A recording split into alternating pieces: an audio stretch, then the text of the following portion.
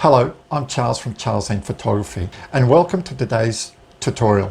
A few weeks ago I went to Scarborough Harbour on the north side of Brisbane and I shot a tutorial on how to capture sunset and twilight images using ND filters. Today's tutorial is going to be about how I edit two of my best photos using Adobe Lightroom CC, and these images can be seen here, and I will show you how I went from the raw file to the finished product in this very easy to follow tutorial. Now in the description below you'll also find a timeline of each part of this video to help you find exactly what you're looking for if you've missed it in the tutorial.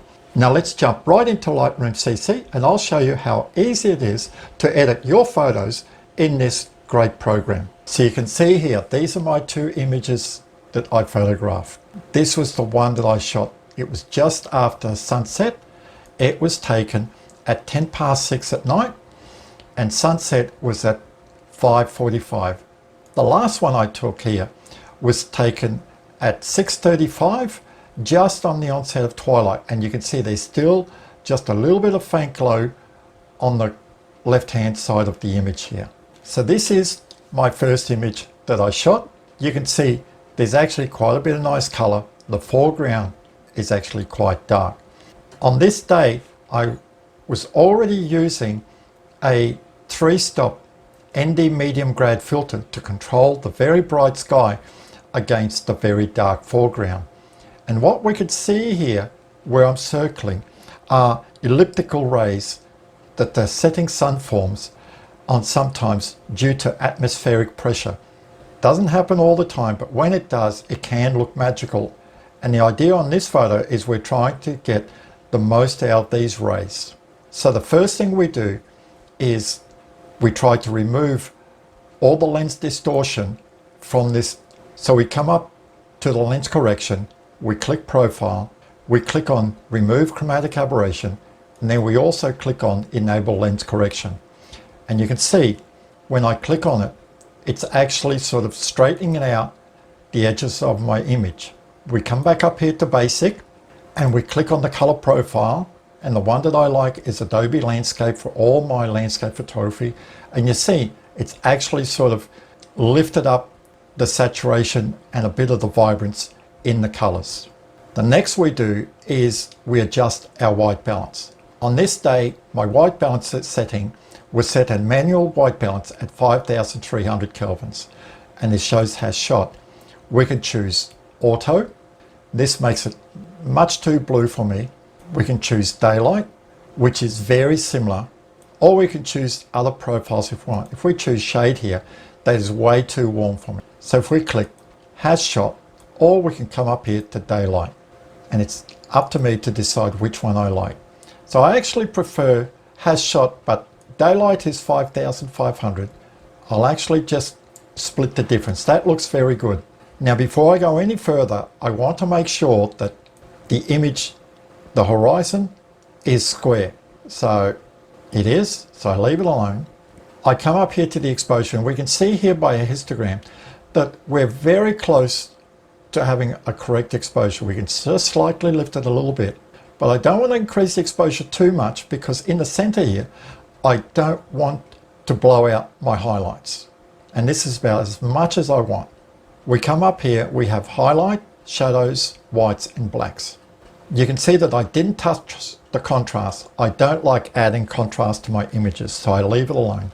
I come up to the black here, and once I use the Alt key, hold the Alt key down, and then with the left mouse button, I click on the blacks. What I want is a totally white screen. If I go to the left here, you can see that my shadows, my blacks are clipped. So I want to just slowly go to the right until I have a white screen. There. That means my blacks now are not clipped. I do the same to the whites. Whites, I want a black image. So if I go to the right here, I can see they're clipped. So I keep going back until I got totally black. That's it. I'm about there. Go back a little bit. There. There's one little dot, but you can see it's a very bright light, so we'll leave it alone. Now, before I touch the shadows, I'll actually come up here to the highlights. If I slide it to the left, that's it. It's totally black. But what I do want, I want a little bit more detail in this circle area here behind the trawler, exactly where the sun is setting. So I'll reduce the highlights. And even though I'm reducing the highlights, if we look on our histogram, we're darkening the photo a little bit. But can you see the amount of detail that I've been able to bring back from reducing the highlights? So now I've got some nice detail where the sun had set. So I'm actually quite liking that. Now the shadows, I just slightly lift up so that we could see a bit of the foreground. There, that looks very good. Now we can see in the bottom left hand corner here that we can see a bit the bank. It was low tide, so this is just basically a mud bank in the harbour. This is not so much a problem for me because at the end what I'm actually going to be doing is I will be cropping the image slightly, but I'm going to wait until the whole image is edited before I decide on how I'm going to crop this image. The next tool, we have presence, texture, clarity and dehaze. I won't touch texture. I will increase the clarity just slightly, about 14 or 15. Now the dehaze tool is a very double-edged tool. It's great because it actually sort of brings out some sharpness and reduces the haze on the horizon on a lot of photos, and I like using it. You have to be very careful not to overdo it. If you increase the dehaze too much, you'll end up with ghosting around very strong structures. So, and you can see here, we can actually use the Alt key as well. So if we hold the Alt key down and we grab the dehaze, we can see we have a widescreen. If I slide a lot to the right, we can see we don't want any colors here. So we slowly bring back until we don't have any colors. That's it. We're at 24. Now if I bring it back to 0, you can see that it's quite mute. But if I take it back, can you see the amount of detail that we've just added? So the outline to the elliptical rays is well defined now. Now just because I set this image at 24, don't think that you can do this to every image. Just like when we're editing our blacks, our whites, our shadows and our highlights, each image has to be taken on its own merit. So I tell people this one we had to increase by 24. Some images you might find you can only increase by 10 before you actually start seeing that you've gone too far. Others you might get to 35 before it is noticeable. So each image is worked on its own merits. Now we come up here to vibrance and saturation. So I increase the saturation slightly to about 21, that's too much, 17, and a little bit of vibrance. Now here again, I tell people, see, we've increased the saturation by 17. I don't increase the vibrance more than saturation, because if you go over this, then what's happening is the vibrance is just your primary colors, and if you increase the vibrance more than the saturation, you will actually change the composition of the colors from what they are. So from, let's say, a sky blue, it could turn to a navy blue. Now we can see here the oranges here are very saturated compared to the blues, but that's fine. It's not a big problem at the moment. Our next tool here, which is the HSL slider, we can correct this. We have hue, saturation and luminance. If we click on saturation, you can see we have many sliders here. But nature isn't just one color. So what we do is we come up here to the adjustment tool. See, adjust saturation by dragging in the photo. So we click on this, and can you see the little tool I have now? I bring the tool down here to my orangey yellow area. Once I click on the left mouse button, it disappears, but it's there. If I push the mouse up, it actually increases the saturation, as you can see by the sliders. If I bring it down, it's actually going to desaturate that color without touching the sky and all that. This is the beauty, because when we were in the basic module, we were saturating the whole image. Here, we can actually saturate or desaturate certain colors. So I'm happy with this. What happens is when we desaturate a color, we're basically watering the color down. So we desaturate the color. So now we're actually going to increase the luminance just slightly to counteract the desaturation. we actually end up with an even amount of color. So we've actually just increased the intensity. So instead of a washed out yellow, we've actually just given that luminance, that intensity back in the color. This looks very good now. The colors are pretty good. I actually want to just increase the brightness down here just a little bit. So we come up here to our gradual filter tool, we click on it. Now you can see it's a plus sign, and all I do is click on the left down mouse button and just slide sideways.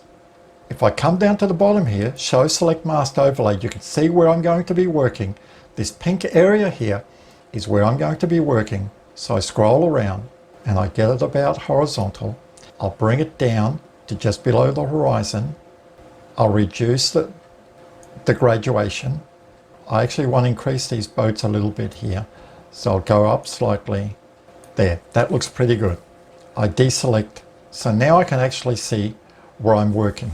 Now, the very big difference between Adobe Lightroom and Adobe Photoshop is in Photoshop, we can work in layers. A lot of people like doing this is you just keep adding layers so that you can actually work on a particular part of the image without affecting the other part of your image. In Adobe Lightroom, we cannot work in layers, but when we're using these tools like the graduate filter tool, the radial filter tool, or the brush tool, we are basically adding layers to the image. So we're actually controlling part of the image and we're not affecting any other area of the image. So this grad tool is actually only affecting our foreground. So we can change the color, we can change the saturation of it, we can actually smooth it down, and it hasn't affected the rest of our image. If I want to, I could actually use two grad filters, one for the foreground, one for the sky, work with them totally independently, just like I would be doing in Adobe Lightroom. So now I actually just want to increase the brightness a little bit. Not too much, because I still want to make it realistic, because anybody would know that the sun's gone down, so your foreground will be a bit dark, but I just want to give a little bit of definition here. I also want to add a little bit more saturation to the foreground. And here now we can also adjust the color. We can make it bluer. We can increase the warmth a bit. Because we've got such a beautiful orangey sky here, if I bring it back to neutral, you can see that the glow is just here because there's a big rock wall here and there was clouds on the horizon. But if we increase it just slightly, this looks much better. And now, by increasing the warmth, can you see the definition of the elliptical rays down here? They're actually very well reflected in it. I can actually turn this filter off here. There you go. Look at the difference. This is off and this is on. This looks so good. So we click done here. The only part of the image that's left to do is the top here. Can you see how dark it is? Now this is because I was using that 3-stop medium grab filter to control it. The top here, because I'm shooting at such a wide angle, is quite dark. So now what we do is we grab another grad filter, we swing it around. If I hold it here, you can actually see this is where I'm working on. So I'll swing it around. I know where I'm working. I can actually just come up here and I'll click show where it is. I'll give it quite a broad area of graduation. Get it as straight as I can. Okay, take it off. I can just increase the exposure slightly, not by much. That looks very good. Now we can just see here, see on the edges here, on the left and on the right, it's a little bit bright. So we've got a little bit of vignetting. So we come down here to the lens correction tool, we click on manual and we click on the amount of vignetting.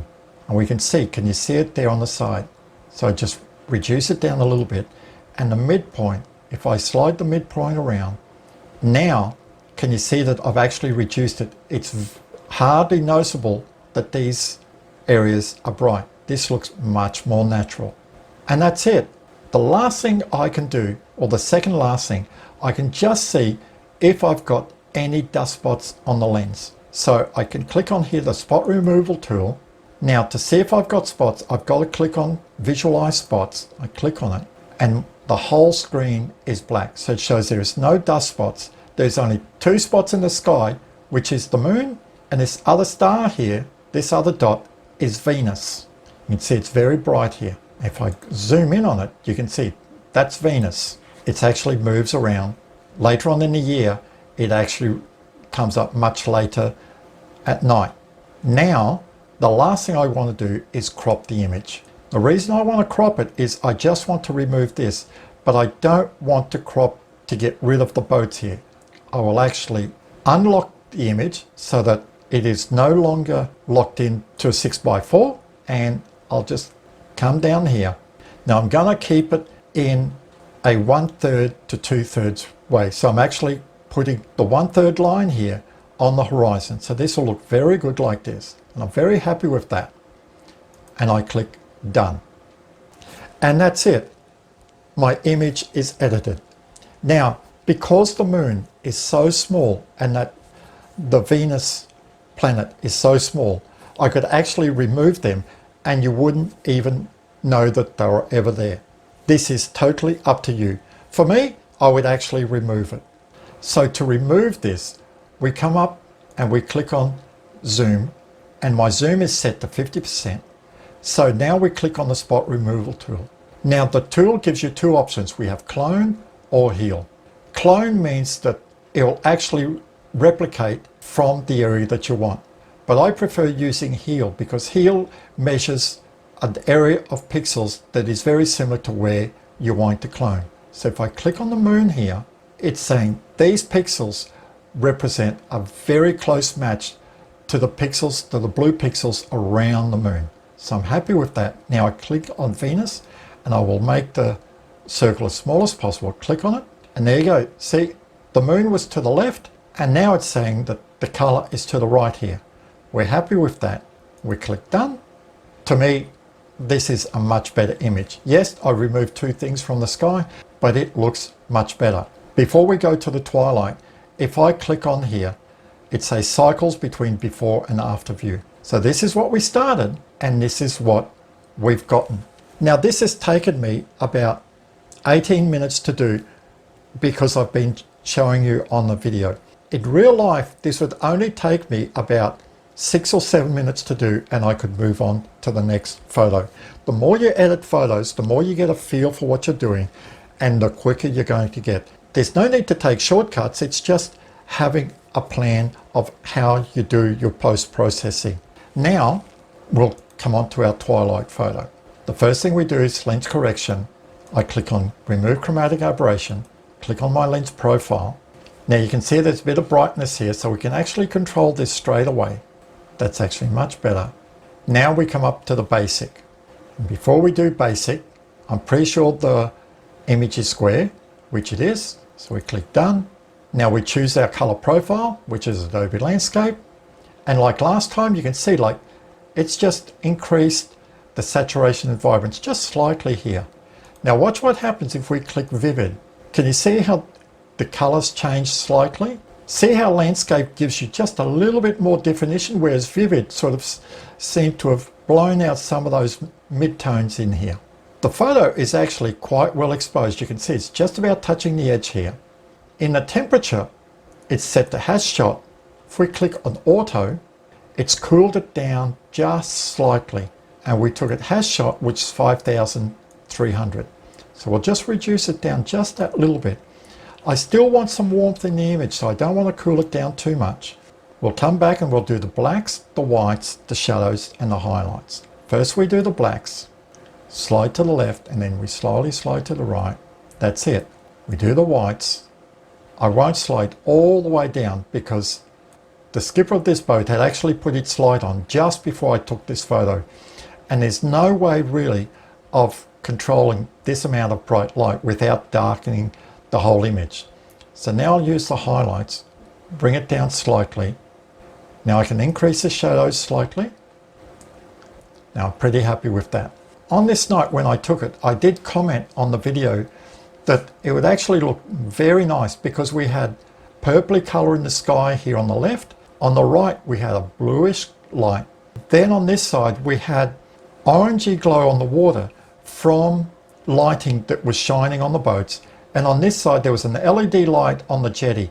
So the LED light, being a very bluish light, was shining a greenish cast on the water. What I'm wanting to do here is just to even the sky up a little bit because it's very dark on this side. And then I'll control the brightness down here. So we grab our neutral density filter, slide along. I can click on show mask to see where it is, but what I don't want to see it here, because what I'm doing is I want to see the angle that I have to use it on. So I'm going to bring it here and adjust the angle to match the angle of the light in the sky. Open it up a little bit more. Now, because there's so much difference between light here and very dark, I might duplicate this filter once more over here. So now all I do is I increase the exposure slightly, not too much. See, if I increase it more, can you see that there is a difference here? Increase the difference, slide it over here, I'll reduce it down a bit. Now, if I right click on it, it'll say duplicate, and it's there again. So I'm actually going to click it about here, increase the width. Now I'll actually just increase the saturation just that little bit. Click done. That's it. Actually, we'll click on it again. There's two of them. Delete it for the time being. Okay, I'll bring it back, and by using Control Z, I can bring it back. I'll actually reduce it down slightly. There, click done. Can you see now how my sky is much more even? But what I've also done is I've actually brightened now. If I click on it, now I'll click on show the selected overlay. You can see here that I've actually brightened the bottom here. This is very easy to remove. With it selected, I click on the brush tool and I click on erase. I widen the tool, and just below the horizon here, I just remove all traces of the grad filter. Now I come up here to this one as well now, and you can see where it's actually showing. So I just remove all traces of it.